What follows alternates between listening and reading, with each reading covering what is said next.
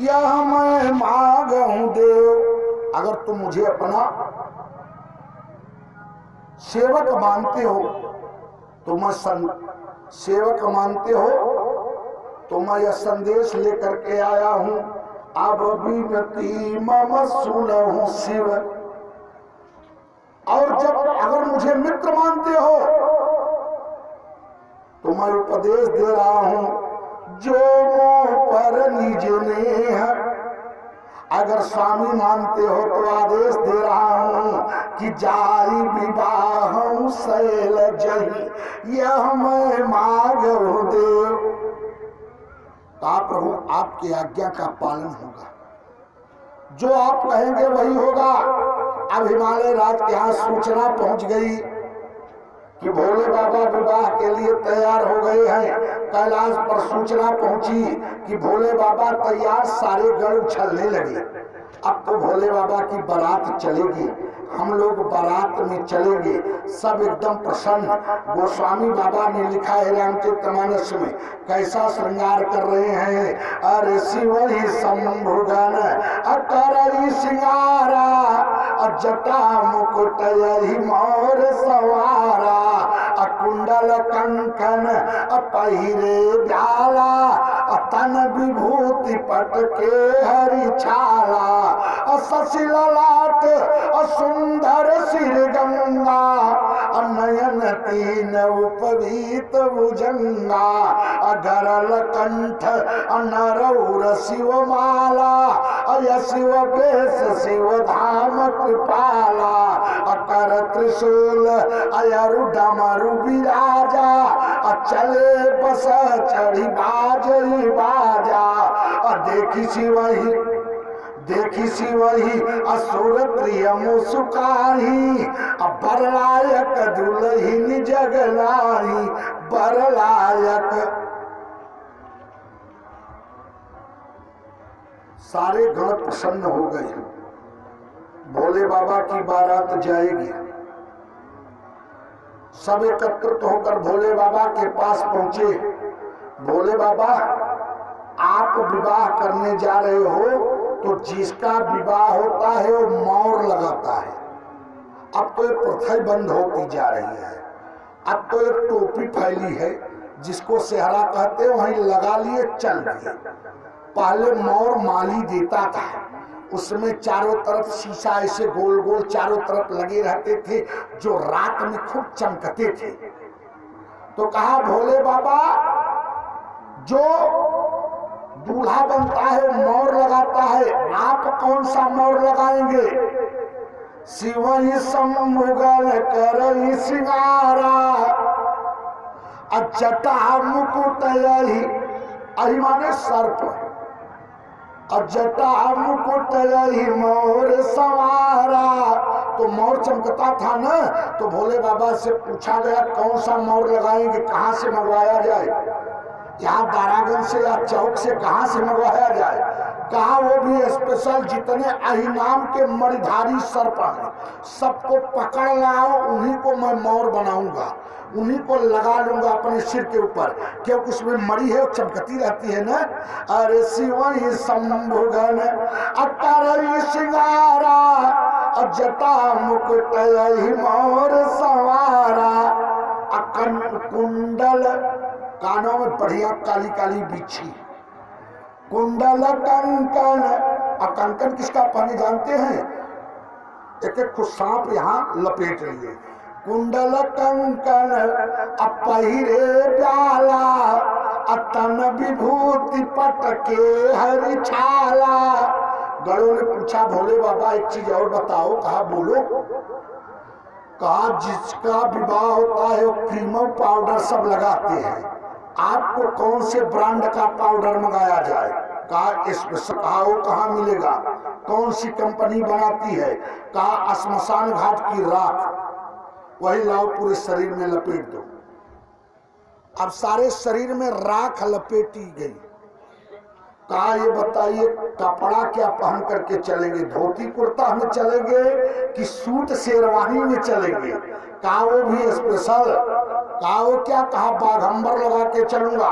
बाघंबर पहने एक पतला सर्प उठाए और कसकर बांध लिए, जैसे बेल्ट लगाते हैं आप सब, वैसे बाघंबरवा पकड़ करके बांध लिए सर्प से कि बाघंबर खुलने न पाए। तो तन विभूति पटके हरि छाला, शशि ललाट मस्तक पर चंद्रमा, शशि ललाट सुंदर सिर गंगा, नयन तीन उपवीत भुजंगा।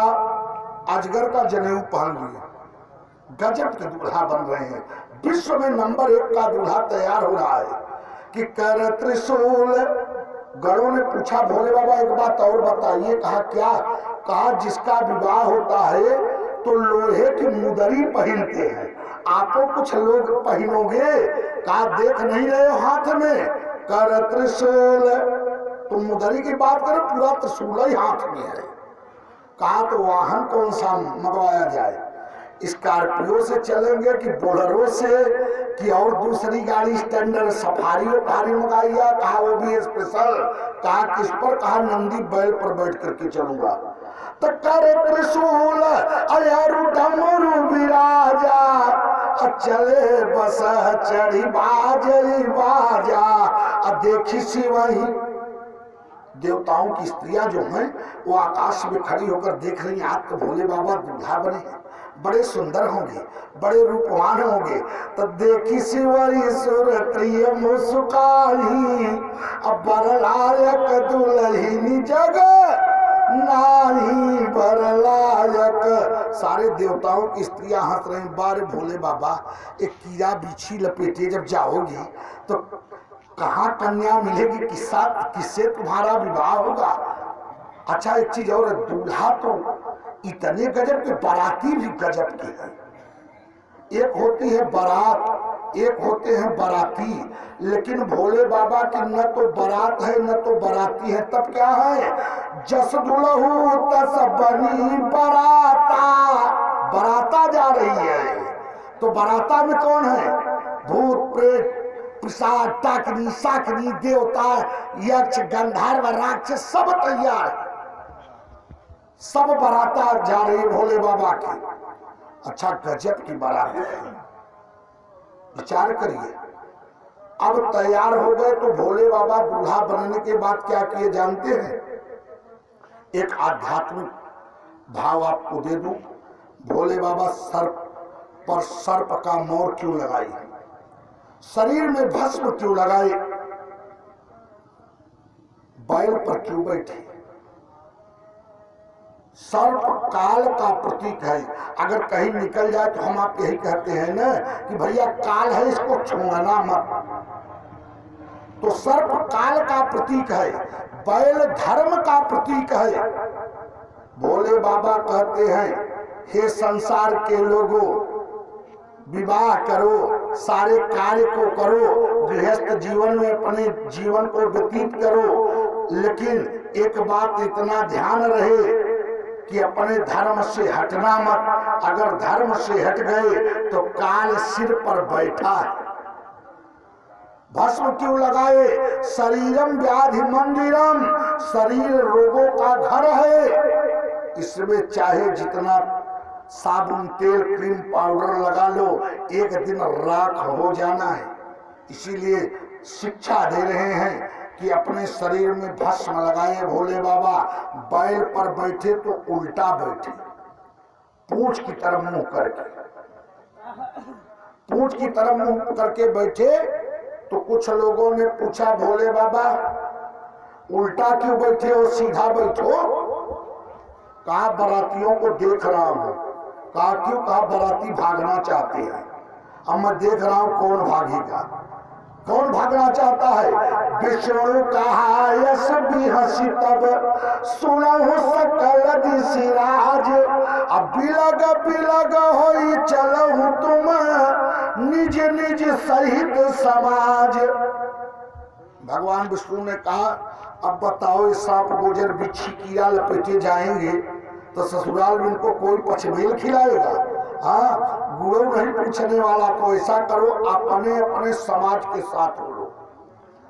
विष्णु जी के साथ विष्णुलोक वाले, ब्रह्मा जी के साथ ब्रह्मलोक वाले, इंद्र के साथ इंद्रलोक वाले, जितने देवता हैं उनके साथ में उस लोक वाले रहे, बाकी जो बचते हैं भोले बाबा के साथ छोड़ दो,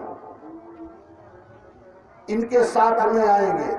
अब आगे आगे गरुड़ पर भगवान नारायण पहुंचते हैं हिमालय राज के यहाँ।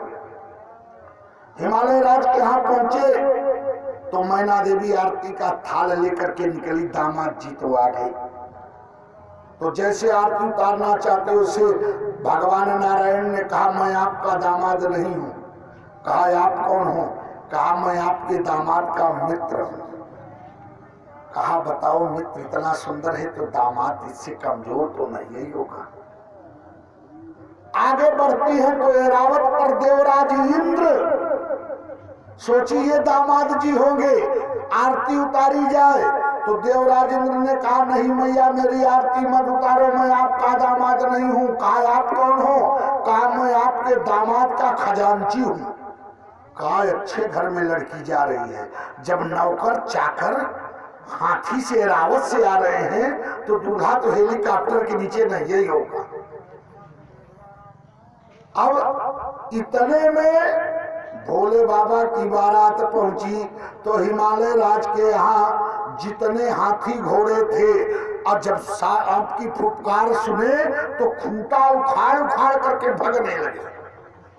अच्छा किसी गांव में बारात पहुंचती है तो कौन देखने जाता है जानते हैं? छोटे छोटे बच्चे। तो जब ये बारात देख करके वापस घर पहुंचे तो माँ बाप ने पूछा दूल्हा कैसा है, बारात कैसी है? कहा मैया मत पूछो, जे जियत रही बारात देखई।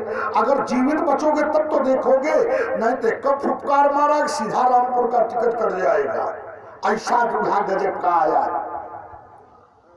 अब आगे बढ़े तो मैना देवी आरती का थाल लेकर के जैसे निकली, भोले बाबा पहुंच गए।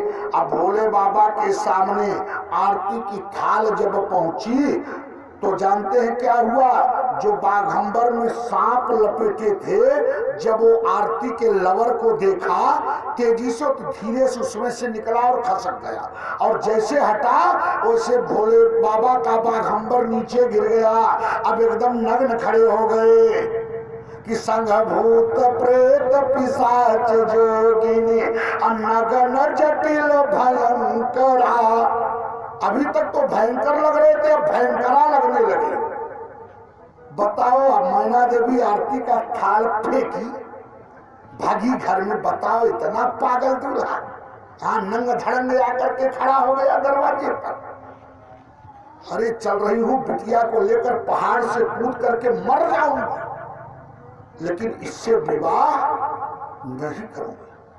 राम राम राम इतना पागल है।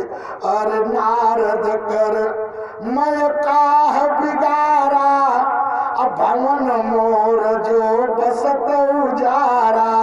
भवन मोर मैंने क्या बिगाड़ा था नारद का। और यहाँ तब तक 4 लोग, अब नारद जी अगुआ थे, पहले पहुंच गए थे हिमालय राज के कमरे में, बढ़िया मसलंद लगाए लेटे थे, बारात आएगी। तब तक 4 लोग ढूंढते हुए पहुंचे। अच्छा विवाह में कोई गड़बड़ी होती तो अगुआ पीटा जाता है, समझ लीजिए।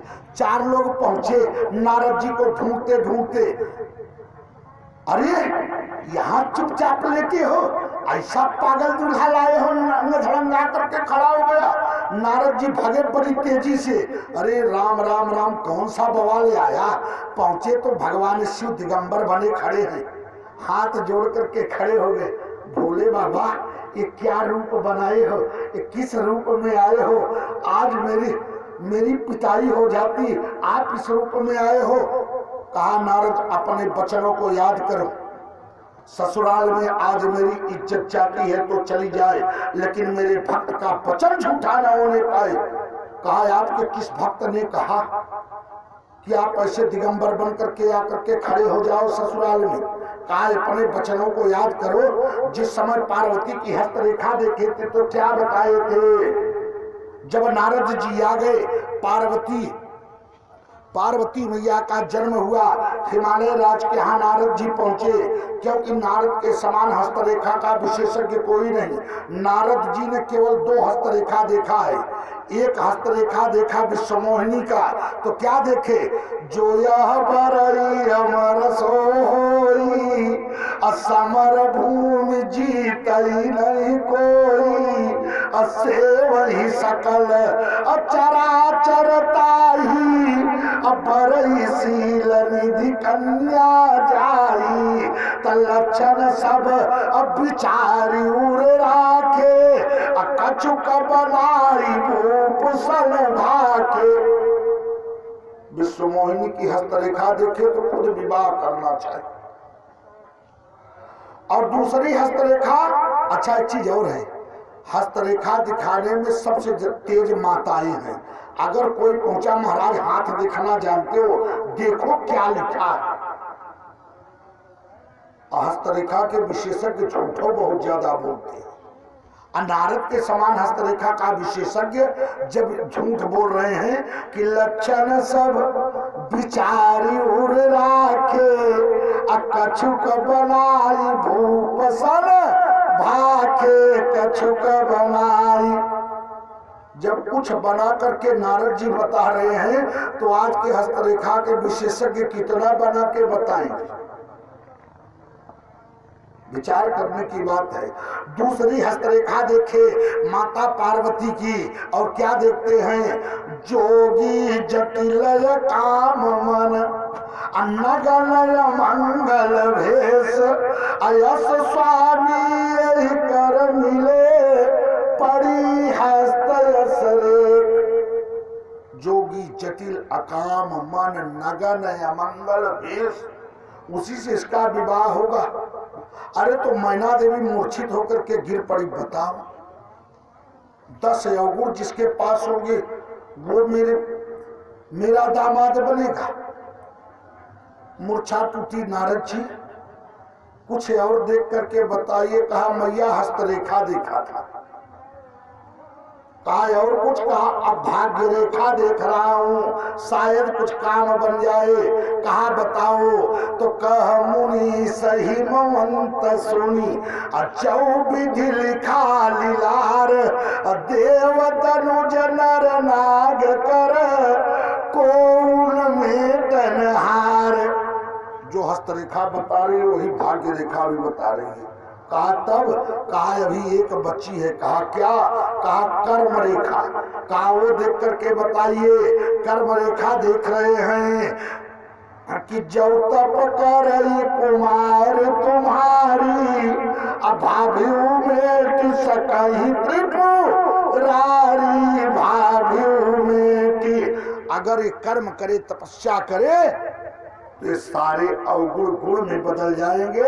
अब भगवान शिव के साथ इनका विवाह हो जाएगा। तो आज वही नारद जी से भोले बाबा ने कहा अपने वचनों को याद करो। कहा ठीक है, ठीक, अच्छा वैसा करिए। तब तक भगवान विष्णु आ गए। कहा भोले बाबा विवाह कैंसिल करो। कहा क्यों कैंसिल करो? कहा आपका बड़ा अपमान हो गया, बड़ी बेइज्जती हुई। कहा कौन किया? कहा आपकी सासू जी आरती का थाल फेंक करके भाग गई, इससे ज्यादा अपमान क्या होगा? कहा हमारी सासू जी आरती का थाल फेंक कर क्यों भागी जानते हो? कहा क्यों? कहा हमारे मस्तक पर चंद्रमा विराजमान है, और चंद्रमा को दीपक दिखाना कहाँ की बुद्धिमानी है? तो मैना देवी आरती का थाल फेंक करके इसीलिए भाग गई। भोले बाबा ने से भगवान विष्णु ने कहा जब अपमान को सम्मान समझ रहे हो तो अब आपका विवाह पक्का है, कोई टाल भी नहीं सकता। तो तब तक द्वार पूजा की व्यवस्था बड़ी, द्वार पूजा हो गया। तो कहा भैया बारातियों को जलपान कराओ। जो बाराती जाते हैं उनको क्या चाहिए? आपको कितना दहेज मिला उनसे मतलब नहीं है, क्या सामान मिला मतलब नहीं है। मिष्ठानम मितरे जना, कितना उनका स्वागत होता है, उनसे इससे मतलब है। मिष्ठानम मितरे जना, बढ़िया भोजन मिल जाए। तो 4 लोगों ने कहा ऐसा करो, कुछ बारातियों को जल जलपान कराओ। तब तक 2-3 बुजुर्ग थे, उन्होंने कहा जल जलपान नहीं, डायरेक्ट भोजन के साथ में जो देना है दे दो, समय काफी हो गया। अब बैठे बाराती, एक सज्जन पत्तल उठाए, तो बाराती कैसे है, को मुखहीन, मुंह ही नहीं है, केवल नीचे का धड़ा है। आगे बढ़े तो विपुल मुख काहू, अब बिनु पद कर बहुपद बाहू, अब विपुल नयन अको नयन विहीना, अरिष्ट पुष्ट को अति तन खीना। एक सज्जन पत्तल उठाए तो कहते हैं धड़ के सामने क्या रखो। आगे बढ़े तो केवल मूर है, नीचे का धड़ा ही नहीं। अच्छा तो वहीं पत्तल फेंके गिरे बेहोश। ऐसा भूते प्रेत डाकनी साकनी है। अगर किसी को प्रेत पकड़ ले, भूत पकड़ ले, तो कितना पैसा ओझा लोग खर्चा करवा देते हैं, और साक्षात देख लो तब। अब वो पत्तल फेंक करके वहीं बेहोश पड़ा है। फिर पकड़े अगुआ को, नारद जी दूल्हा तो कैसे भी काम चला, लेकिन ये तुम बाराती भी ऐसे लाए हो, किसी को मुंह ही नहीं है, किसी को मुंह ही मुंह है, किसी को आंख ही नहीं है, किसी के पास आंख ही आंख है, पैरे ही पैरे। कहा ऐसा करो, सारा भोजन रखो, सब मिल बांट करके खा लेंगे। सब जल जलपान सब मिलकर शुक्र शनिचर सब खा गए, किसी का नंबर ही नहीं लगा। अब विवाह की तैयारी बनी। विवाह मंडप में आए भोले बाबा, जब आ रहे तब कैसा स्वरूप हो गया। कर्पूर गौरम करुणावतारम संसार सारम भुजगेन्द्रहारम सदा वसंतम हृदयार वृंदे भवम भवानी सहितम नमामि। एकदम कर्पूर वर्ण के होकर के भोले बाबा आते हैं मंडप में। मंडप में आए, आचार्य जी विवाह प्रारंभ किए। विवाह प्रारंभ किए, जब साखोचार का नंबर आया तो पढ़ते हैं आचार्य लोग, जिसमें 3 पीढ़ी का नाम लिया जाता है। स्वस्थ श्री मंदन नंदन चरण कमल धर्मामूर्ति धर्मावतार अग्रकुल कमल प्रकाश माता मुकुटमणि सभा श्रृंगार सद्य विद्या विनोदेन कृत्य सुगय आज रात्र मंडप मध्यांतरे अमुक गोत्रोत्पन्न पपोत्रेयम पुत्रोयम प्राण श्रवण प्रपद्य, ऐसे पढ़ा जाता है। तो कहा, आचार्य जी ने पूछा आपके पिताजी का नाम। भोले बाबा ने नारद की तरफ देखा तो कहा कहिए ब्रह्मा जी। शंकर जी ने कहा ब्रह्मा जी। कहा उनके पिताजी का नाम। फिर देखे नारद की तरफ, नारद जी ने कहा कहिए विष्णु जी। भोले बाबा ने कहा विष्णु जी। कहा उनके पिताजी का नाम। नारद जी मंडप छोड़ करके जब भागने लगे तो भगवान शिव ने कहा मैं खुद हूं, पढ़ लीजिए। अब साखोचार संपन्न हुआ, विवाह की प्रक्रिया आगे बढ़ी। मैना देवी हिमालय राज ने पाणी ग्रहण संस्कार किया, पौपूजी हुई। जब भावर का नंबर आया, मैनाक पर्वत हिमालय राज के पुत्र है, तो आचार्य जी ने कहा दूल्हे से सरकार से खड़े हो जाएंगे। नाउन ने कहा खबरदार उठना नहीं है। कहा क्यों? भोले बाबा ने पूछा। कहा शाम से विवाह करा रही हूं, सुबह होने को आ गया, भावर पूरी विवाह खत्म, एक पैसा नेग नहीं मिला और भावर पूरी हो गई, विवाह संपन्न हो गया, तो आप भी चल दोगे तो कौन नेग देगा? जब तक नेग नहीं दोगे तब तक भावर नहीं पूरी होगी। अब पंडित जी सोच रहे हैं पहले नौनिया निपट ले तब हम अपना नंबर लगाएंगे।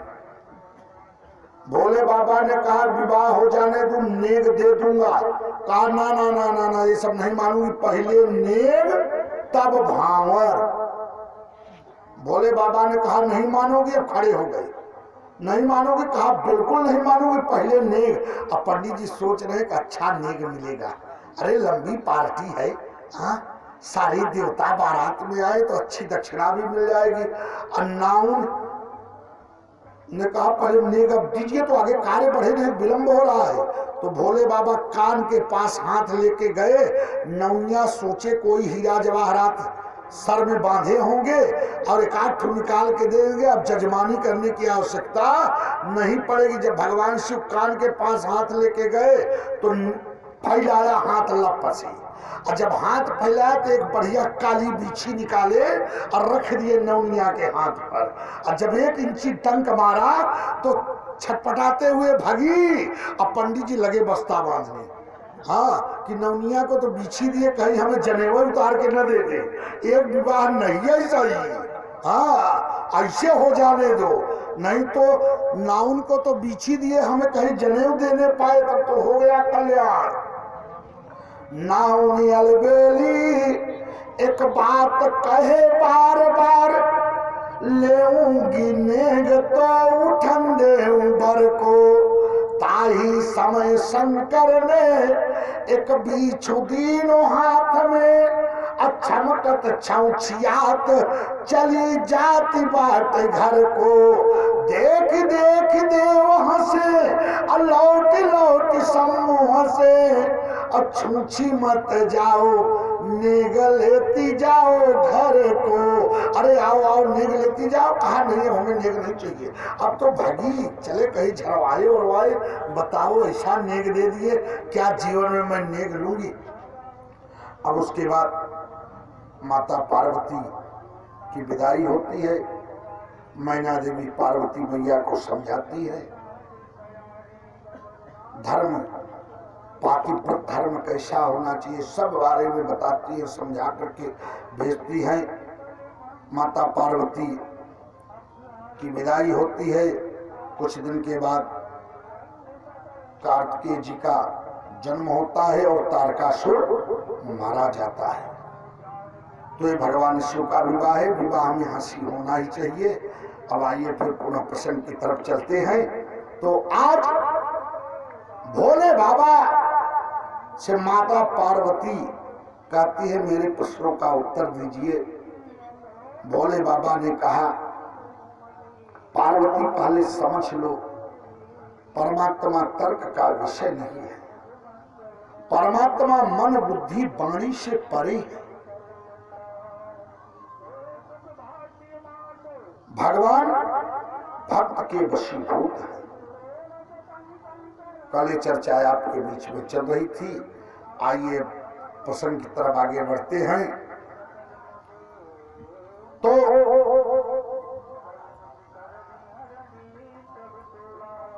हम आप तो बड़े भाग्यशाली हैं,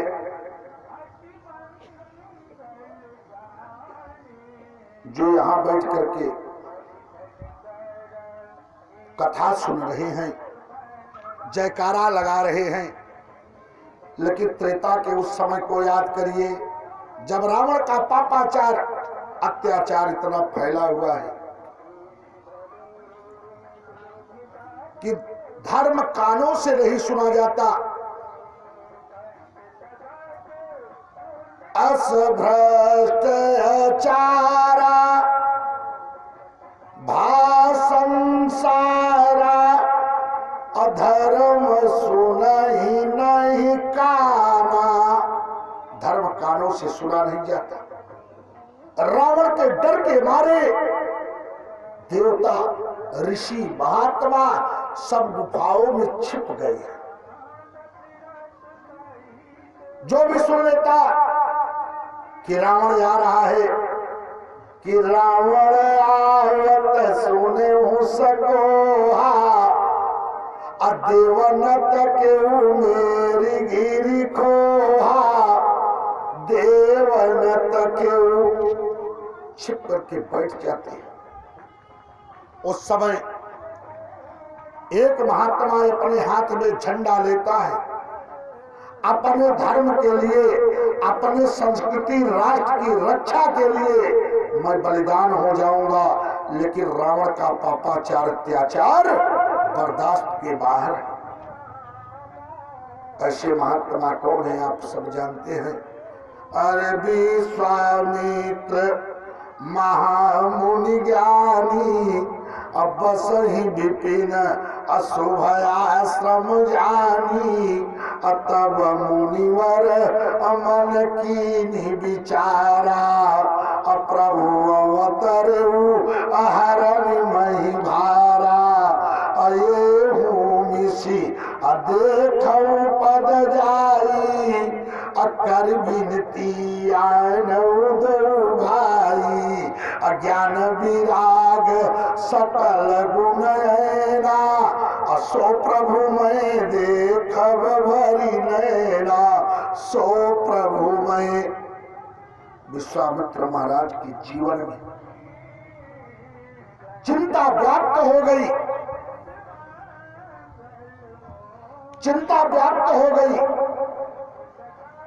कौन सी चिंता? मकान बनाने की चिंता, परिवार की चिंता, पद प्रतिष्ठा की चिंता। चिंता भी दो प्रकार की होती है, एक पारमार्थिक चिंता और दूसरा सांसारिक चिंता। गाधी तनया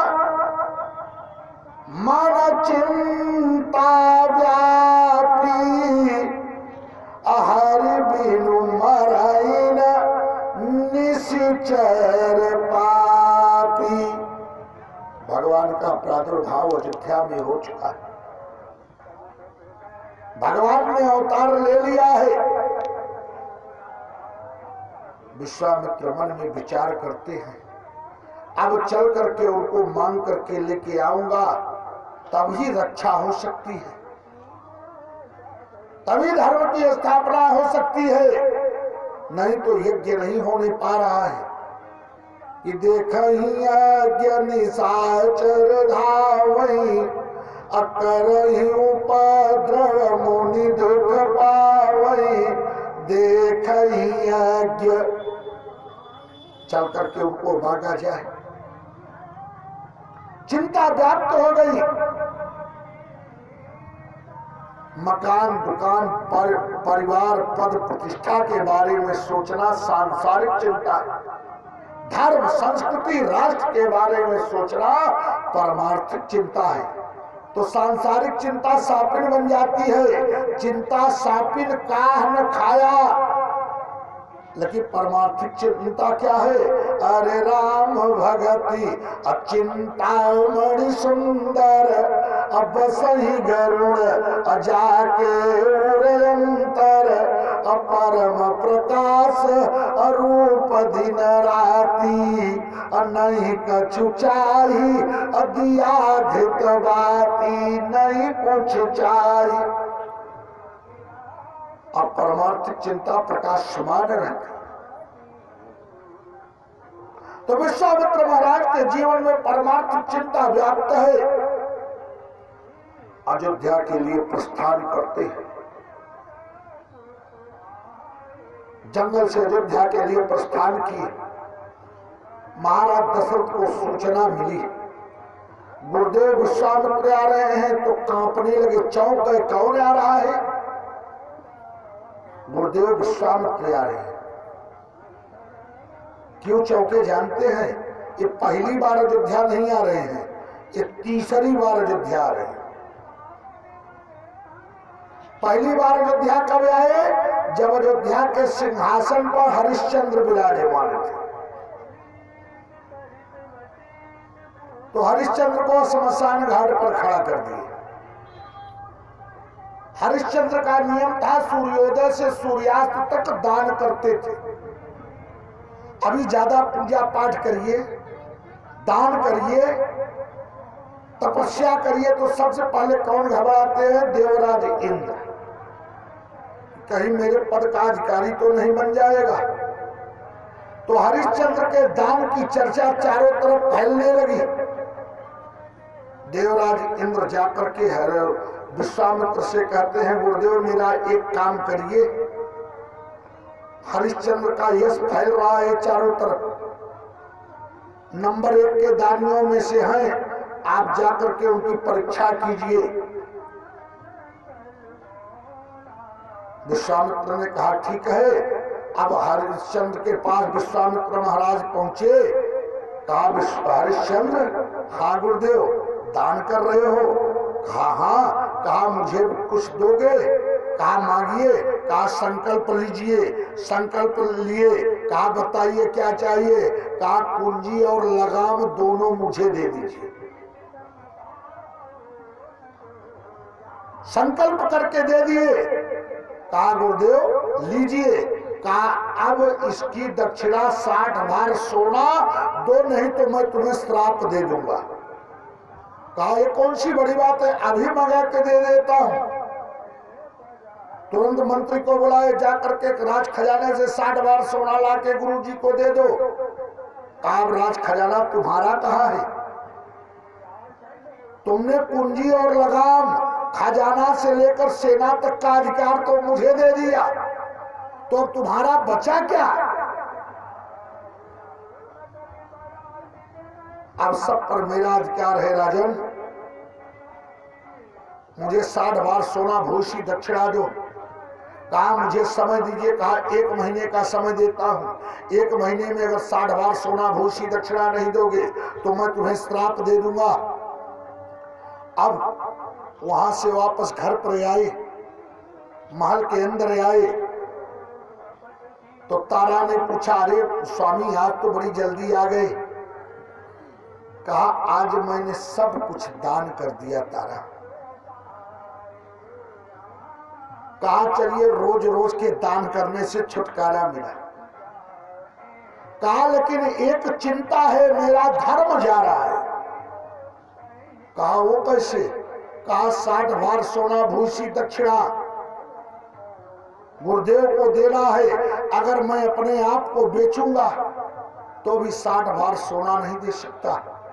कहा स्वामी आप अपने धर्म को बचाने के लिए, मैं आपकी पत्नी हूं, रोहित आपका पुत्र है, आप सबको बेच दीजिए, लेकिन अपने वचन को पूरा कीजिए, अपने धर्म पर रहिए, धर्म जाने न पाए। अब सारे राजपाट को छोड़ करके, क्योंकि चारों तरफ अयोध्या का साम्राज्य फैला है, चल देते हैं। कहा आज से आपकी ड्यूटी स्मशान घाट पर है, जो भी लाश को बहाने आए, दफनाने आए, उससे 2 टका कर लोगे, उससे 2 टका कर आपको लेना पड़ेगा। और 20 भार सोने में अपनी पत्नी तारा और रोहित को काशी नरेश के यहाँ बेच दिया।